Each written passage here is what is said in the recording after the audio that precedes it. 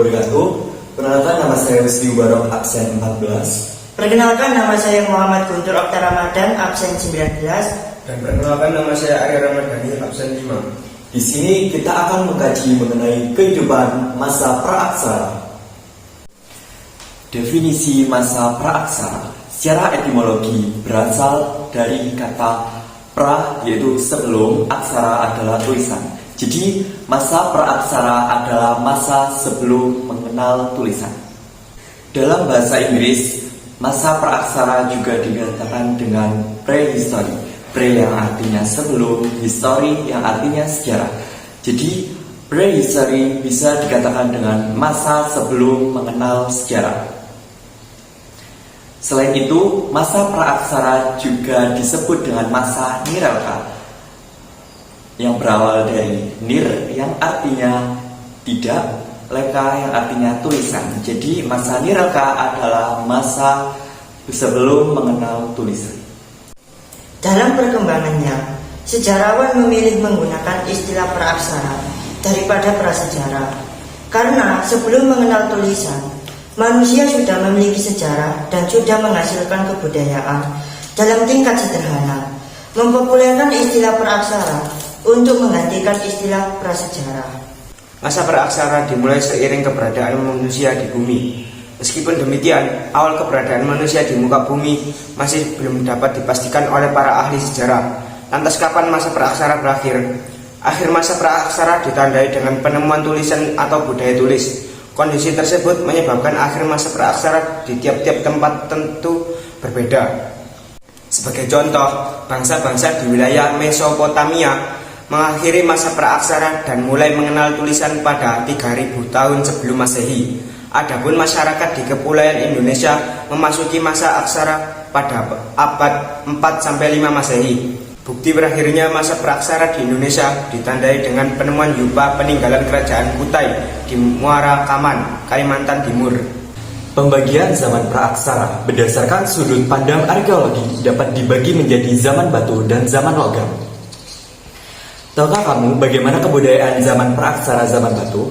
Zaman batu adalah zaman ketika manusia membuat alat-alat kebudayaan dari batu di samping kayu dan tulang. Zaman batu terjadi sebelum manusia mengenal logam. Zaman batu dapat diperiodisasikan menjadi 4 zaman, yaitu zaman batu tua, zaman batu tengah, zaman batu muda, dan zaman batu besar. Zaman batu tua atau Paleolitikum. Zaman kebudayaan batu tua dinamakan dengan istilah Paleolitikum. Disebut zaman batu tua karena alat-alat batu buatan manusia masih dikerjakan secara kasar, tidak diasah atau dipolis. Dilihat dari sudut mata pencariannya, periode ini disebut masa mengumpulkan makanan atau food gathering. Manusia di zaman batu tua masih hidup secara nomaden atau berpindah-pindah dan belum tahu bercocok tanam.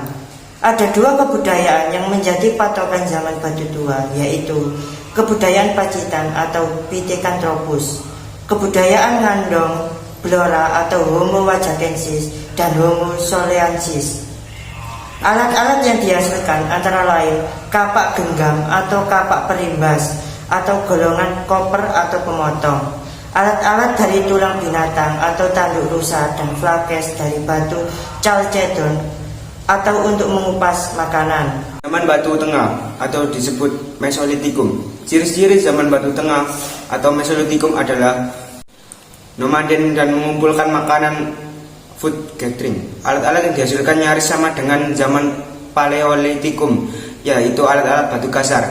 Ditemukan bukit-bukit kerang di pinggir pantai yang disebut coken. Alat-alat yang dihasilkan nyaris sama dengan zaman Paleolitikum, yaitu alat-alat batu besar. Ditemukan bukit-bukit kerang di pinggir pantai yang disebut coken.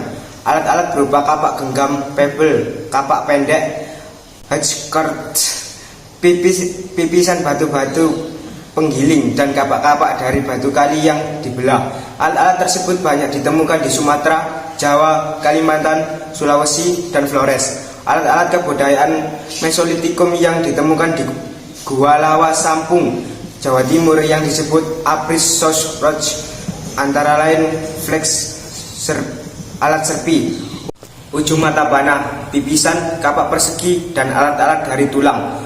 Tiga bagian penting kebudayaan Mesolitikum adalah Pebble kultur, alat kebudayaan kapak genggam dari Cockenmodinger, Bone kultur, alat kebudayaan dari tulang, Flax kultur, kebudayaan alat serpit dari Abruzos Roach. Manusia pendukung kebudayaan Mesolitikum adalah bangsa Papua Melanosauri. Zaman Batu Muda Neolitikum. Ciri utama zaman Batu Muda Neolitikum adalah alat-alat batu buatan manusia sudah diasah atau dipolis sehingga halus dan indah.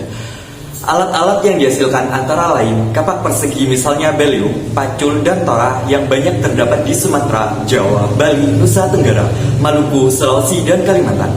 Kapak batu, kapak persegi berleher dari Minahasa, perhiasan seperti gelang dan kalung dari batu indah ditemukan di Jawa. Pakaian dari kulit kayu, tembikar prik belanga ditemukan di Sumatera, Jawa, dan Melolo, Sunda. Manusia pendukung kebudayaan zaman Neolitikum adalah Indonesia, Austria, Austroasia, Hamer, Indonesia. Baiklah, mengenai presentasi yang kita buat ini tadi mengenai kehidupan masyarakat pada masa praaksara, kami ucapkan terima kasih dan wassalamualaikum warahmatullahi wabarakatuh.